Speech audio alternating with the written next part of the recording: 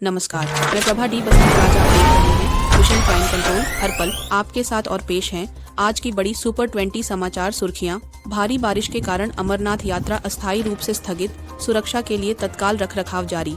दक्षिण कश्मीर के पवित्र हिमालयी गुफा मंदिर श्री अमरनाथ जी की यात्रा भारी बारिश के बाद अस्थायी रूप से स्थगित कर दी गई है। सरकार ने तीर्थ यात्रियों की सुरक्षा को ध्यान में रखते हुए दोनों मार्ग बालटाल और पहलगाम पर तत्काल रखरखाव कार्य शुरू कर दिए हैं। संभागीय आयुक्त वीके भिदुरी ने कहा है कि हाल ही में हुई बारिश के चलते रास्तों को सुरक्षित बनाना जरूरी है और यही वजह है कि 3 अगस्त को बालटाल मार्ग से यात्रा पूर्ण रूप से रोकी गई है। यात्रा की अगली सूचना प्रशासन समय समय पर देता रहेगा। अमरनाथ यात्रा 9 अगस्त तक चलने वाली थी, लेकिन खराब मौसम ने श्रद्धालुओं की आस्था की इस यात्रा को फिलहाल विराम दे दिया है। कोलकाता में बांग्लादेशी अभिनेत्री गिरफ्तार, 2 फर्जी आधार कार्ड और भारतीय दस्तावेज बरामद। 28 वर्षीय शांता पॉल, जो पेशे से अभिनेत्री और मॉडल बताई जा रही हैं, को कोलकाता पुलिस ने गिरफ्तार किया है। पुलिस के अनुसार शांता के पास 2 अलग अलग आधार कार्ड, मतदाता पहचान पत्र और अन्य भारतीय दस्तावेज पाए गए हैं। बांग्लादेश की निवासी शांता पॉल साल 2023 से जादवपुर के बिजॉयगढ़ इलाके में रह रही थी। उसके घर से बांग्लादेशी माध्यमिक परीक्षा का प्रवेश पत्र, एयरलाइंस का आईडी कार्ड और 2 अलग अलग पते वाले आधार कार्ड बरामद किए गए हैं। वह 2019 में केरल में आयोजित मिस एशिया ग्लोबल प्रतियोगिता में भी भाग ले चुकी है। अब सवाल ये उठता है, क्या वह किसी बड़े नेटवर्क का हिस्सा है? क्या यह सिर्फ शुरुआत है? पूरे मामले की गहन जांच जारी है और पुलिस इस बात की तह तक जाने की कोशिश कर रही है कि शांता पॉल भारत में इतने लंबे समय से कैसे रह रही थी और किन की मदद से। सुप्रीम कोर्ट में भीड़भाड़ अब एक गंभीर मुद्दा बनती जा रही है। बुधवार को जब एक वकील अदालत में दाखिल नहीं हो सका, तब न्यायमूर्ति दीपांकर दत्ता और न्यायमूर्ति ए.जी. मसीह की पीठ के सामने यह मामला उठा। अब कोर्ट ने लॉ इंटर्न्स के प्रवेश पर सोमवार, मंगलवार और शुक्रवार को अस्थायी रूप से रोक लगा दी है। यह आदेश बार एसोसिएशन के अनुरोध पर दिया गया है ताकि कोर्ट कक्षों में भीड़ को नियंत्रित किया जा सके। इंडिया ब्लॉक का चुनाव आयोग तक मार्च, संयुक्त मोर्चा तैयार बिहार एसआईआर मुद्दे को लेकर इंडिया ब्लॉक संसद के अंदर तो आक्रामक है ही, अब विपक्ष संसद के बाहर भी सरकार पर दबाव बनाने की तैयारी में है। 6 या 7 अगस्त को इंडिया ब्लॉक के सांसद राजधानी स्थित चुनाव आयोग तक मार्च करेंगे। यह फैसला इंडिया ब्लॉक की हालिया बैठक में लिया गया, जहां सभी प्रमुख दलों ने एकजुटता दिखाई। क्या यह मार्च विपक्ष को एक नई ऊर्जा देगा? देखना दिलचस्प होगा कि इसका असर राजनीतिक समीकरणों पर कैसा पड़ता है। राहुल गांधी का बड़ा दावा, चुनाव आयोग वोट चुराने में बीजेपी की मदद कर रहा है। लोकसभा में विपक्ष के नेता राहुल गांधी ने शुक्रवार को संसद परिसर में कहा कि कांग्रेस के पास ऐसा परमाणु बम सबूत है जो चुनाव आयोग की साख को हिलाकर रख देगा। राहुल गांधी का दावा है कि जब यह सबूत देश के सामने आएगा तो चुनाव आयोग के पास छिपने की कोई जगह नहीं बचेगी। उन्होंने यहां तक कहा कि यह देशद्रोह है और जो भी अधिकारी इसमें शामिल पाए जाएंगे उन्हें बख्शा नहीं जाएगा।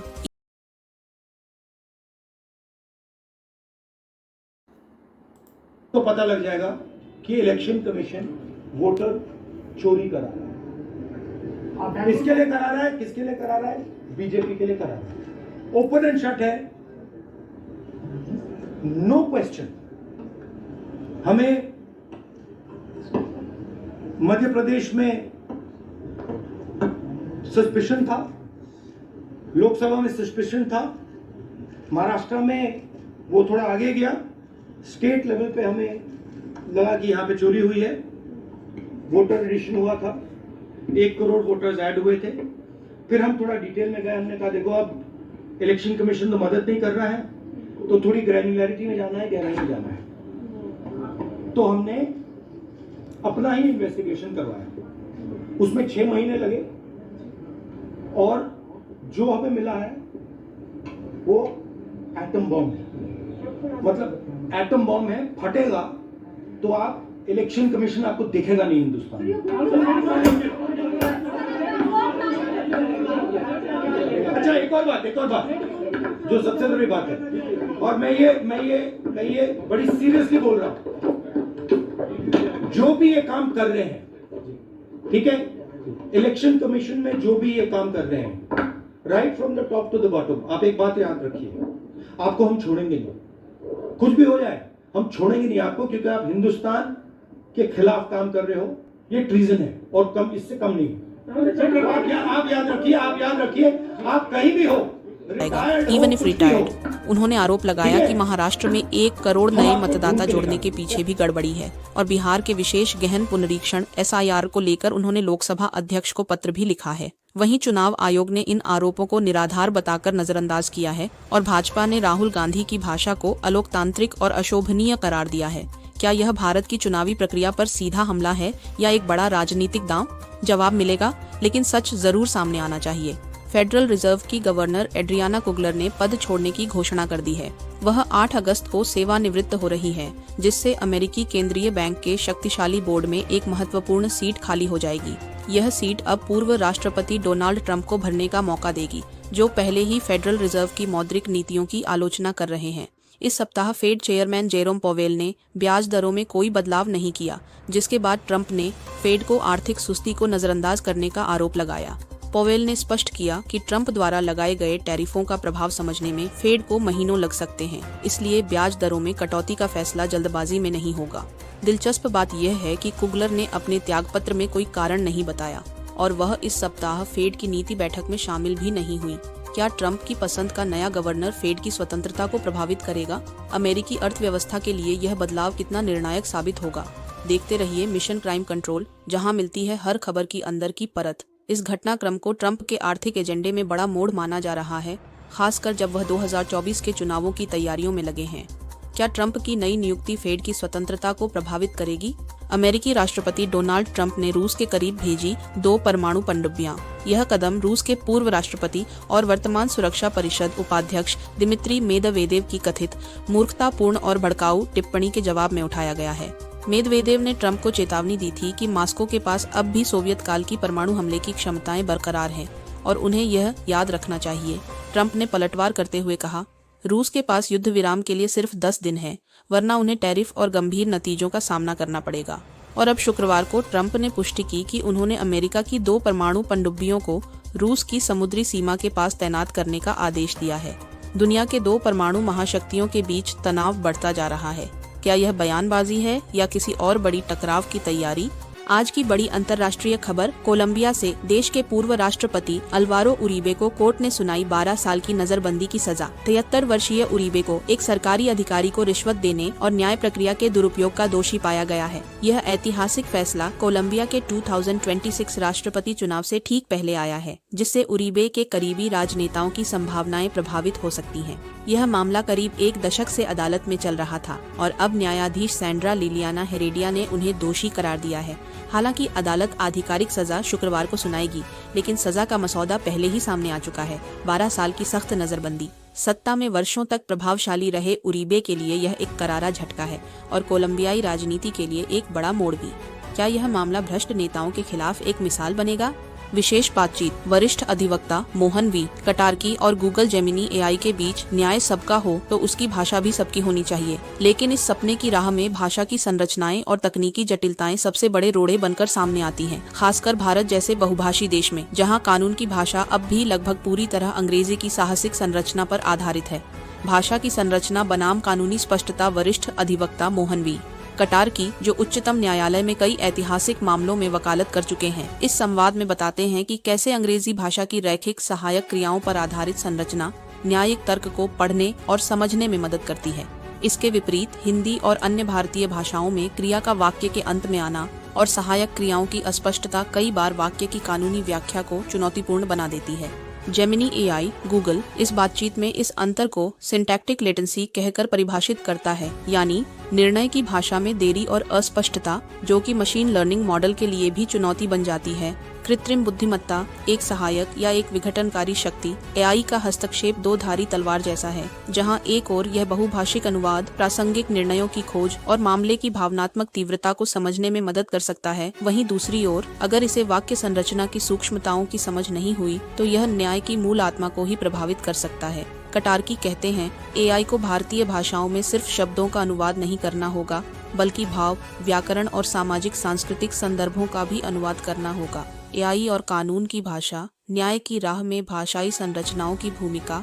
अमेरिका के मिनेसोटा में साइबर हमला, राष्ट्रीय गार्ड की तैनाती, राजधानी शहर ठप। अमेरिका के मिनेसोटा राज्य की राजधानी सेंट पॉल पर हुआ एक गंभीर डिजिटल हमला। राज्य की सभी सरकारी साइबर प्रणालियां ठप, वाईफाई बंद और पुस्तकालयों सहित सार्वजनिक सेवाएं प्रभावित। गवर्नर टिम वाल्स ने कहा, यह हमला हमारी स्थानीय प्रतिक्रिया क्षमता से बाहर है, इसलिए हमने राष्ट्रीय गार्ड को बुला लिया है। क्या है इस हमले के पीछे कोई अंतर्राष्ट्रीय हैकर ग्रुप?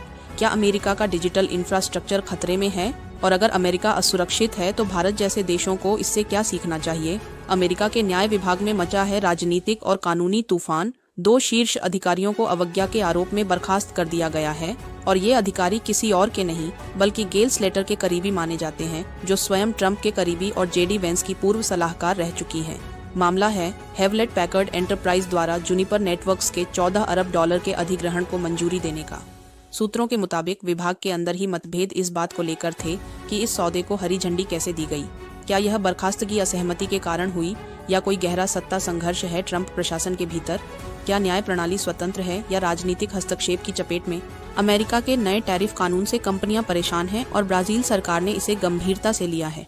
ब्राजील के वित्त मंत्री फर्नांडो हद्दाद ने मंगलवार को कहा कि सरकार उन कंपनियों के लिए राहत उपायों पर काम कर रही है जो अगस्त से लागू हो रहे अमेरिकी टैरिफ से बुरी तरह प्रभावित होंगी। उन्होंने कहा कि यह योजना फिलहाल समीक्षा में है और राष्ट्रपति लुइस इनासियो लूला दा सिल्वा स्वयं इसका मूल्यांकन करेंगे। मकसद है देश की कंपनियों का भरोसा बनाए रखना और उनके निवेश को सुरक्षित रखना। सवाल यह है कि क्या ब्राजील की यह रणनीति अमेरिका के साथ व्यापारिक रिश्तों को बिगाड़ेगी या कोई नया संतुलन कायम करेगी? आज हम बात करेंगे उस भविष्य की जिसे भारत की अंतरिक्ष यात्रा में स्वर्ण युग कहा जा सकता है। इसरो अध्यक्ष वी नारायणन ने आज एक ऐतिहासिक घोषणा की है। उन्होंने कहा कि भारत 2035 तक अपना खुद का अंतरिक्ष स्टेशन स्थापित करेगा और 2040 तक भारतीय अंतरिक्ष यात्री को चांद पर भेजेगा, और वह भी स्वतंत्र रूप से उसे वापस पृथ्वी पर लाने की क्षमता के साथ। इस रोड मैप में आदित्य मिशन की सफलता, डॉकिंग तकनीक का परीक्षण और भविष्य का शुक्र ग्रह ऑर्बिटर भी शामिल है, जो भारत को विश्व की अग्रणी स्पेस शक्तियों में शामिल करने की ओर एक निर्णायक कदम है।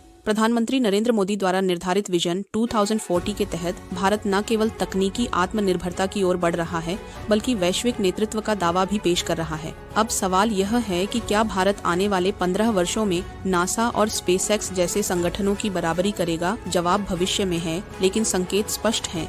लुधियाना की शिक्षिका निलंबित, छात्रों की बेरहमी से पिटाई करने वाली शिक्षिका एक बार फिर निलंबित। लुधियाना के सरकारी स्कूल की शिक्षिका को फिर निलंबित किया गया है। अधिकारियों ने कहा, पहले भी इसी तरह की हिंसात्मक घटनाओं में निलंबन हो चुका है। क्या शिक्षा का मंदिर हिंसा का अखाड़ा बनता जा रहा है? प्रज्ञा सिंह ठाकुर प्रताड़ना केस पर अदालत, एटीएस की प्रताड़ना के दावे पर कोई पुख्ता सबूत नहीं। अदालत ने कहा, गवाहों की गवाही में विरोधाभास है। कुछ ने यह भी दावा किया कि उन्हें धमकाया और डराया गया। क्या यह केस नया मोड़ लेने जा रहा है? योगी आदित्यनाथ की चमड़ा नीति पर निर्देश 2025 तक चमड़ा उद्योग को नई उड़ान देगा। यूपी का विजन। मुख्यमंत्री योगी आदित्यनाथ ने फुटवियर और चमड़ा नीति के मसौदे की समीक्षा की। कहा, यह व्यावहारिक और परिणाम उन्मुख होना चाहिए। क्या यूपी बना रहा है चमड़ा उद्योग का ग्लोबल हब? ट्रंप की पेनल्टी से भारत पर चोट। भारत की 4 कंपनियों पर ट्रंप के नए प्रतिबंध। ऑनस्टिन ship management, BSM marine, Cosmos lines और फ्लक्स मैरीटाइम पर बैन। कारण, भारत रूस के रक्षा और ऊर्जा व्यापार से अमेरिका नाराज। क्या यह भारत अमेरिका व्यापार संबंधों में दरार है? 12वीं फेल ने मारी बाजी, शाहरुख और रानी को पहला राष्ट्रीय पुरस्कार। 78वें राष्ट्रीय फिल्म पुरस्कारों की घोषणा। जानिए किसने क्या जीता? सर्वश्रेष्ठ फीचर फिल्म। 12वीं फेल विधु विनोद चोपड़ा की प्रेरणादायक कहानी को मिला सर्वोच्च सम्मान। सर्वश्रेष्ठ अभिनेता विक्रांत मैसी और शाहरुख खान मैसी को कच्ची ईमानदारी, शाहरुख को जवान में दोहरी भूमिका के लिए मिला पहला राष्ट्रीय पुरस्कार। सर्वश्रेष्ठ अभिनेत्री Rani Mukherjee, Mrs Chatterjee versus Norway, संघर्षशील मां की भूमिका ने दिल जीत लिया। रानी को भी मिला पहला राष्ट्रीय पुरस्कार। सर्वश्रेष्ठ निर्देशन सुदीप्तो सेन, द केरला स्टोरी, कठिन विषय पर साहसी प्रस्तुति के लिए सराहना। सर्वश्रेष्ठ मनोरंजन फिल्म करण जौहर, रॉकी और रानी की प्रेम कहानी, ड्रामा, इमोशन और एंटरटेनमेंट की जीत। आज के इस बुलेटिन के लिए इतना ही। देश दुनिया की तमाम खबरों के लिए बने रहें मिशन क्राइम कंट्रोल के साथ, क्योंकि खबरें कभी खत्म नहीं होती। आपका दिन शुभ हो। जय हिंद।